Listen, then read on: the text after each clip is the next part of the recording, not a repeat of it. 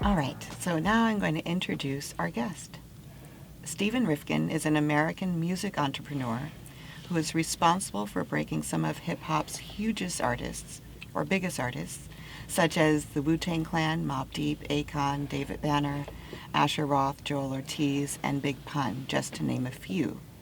He is also the godfather of street team marketing and is credited He is also the godfather of street team marketing and is credited for creating a new way to promote products or events using young people who literally hit the streets to spread the word.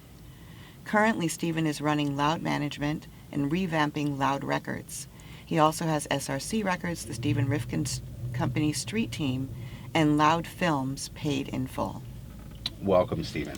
Thank you, Scott. Yeah, do I call you Hun or do I call you Scott? You can call me whatever it is you're comfortable with. When we're here, he's Hun. Okay. All right. We're getting Hun hats, so you'll definitely get one. Yeah. Okay, so can you finish the sentence for me?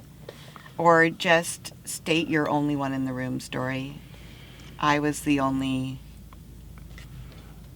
one in the room in a lot of situations.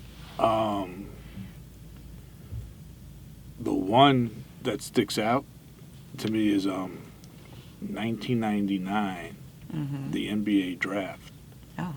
And I was, I guess, representing Lamar Odom. What? And I was also selling Loud to Sony. Ah. But he wouldn't have gone to the draft if I didn't show up. Mm. And I got a call that I had to be in D.C., but I was also selling the company. And not knowing that you had to wear a suit to the draft, I wore a sweatsuit. Of course. And everybody looked at me like, who's this guy in a sweatsuit talking to every ball player Right. in the world? Owning the room. And the biggest agent at the time comes running at me, screaming at me that I'm approaching one of his clients. And all I really wanted to do was get the fuck out so I could sell my company. Right, right. So, but I was the only one in the room wearing a sweat outfit, and it was like, all eyes on me. I love that. So before we kind of get into your story, I just want to talk about you for a minute, because you and I have a long history. My eyes are like starting to fill with tears. And you are the godfather to my two sons. You have been in my life since we were in our late 20s. It was funny.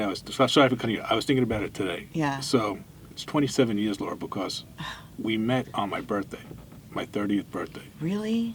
At that restaurant. Oh my God. That's right. What restaurant was that? It was. It's Ago now. I don't know what it was. It then? No, I don't remember what it was called before Ago. I don't know what it was called before Ago, but it was definitely Ago. Yeah, yeah. And I was there with Terry Lynn. And you were there with Brian. Yeah. Yeah. And my parents. And your parents. So for 27 years you've been in my life, and your Nicole, your ex-wife, was my bridesmaid when I got married. She was, I was her bridesmaid when she married you. And we had our kids together. We did everything together. We are family. And then when Brian and I got divorced, this is what I wanted to talk about. You took me out to lunch to the Ivy.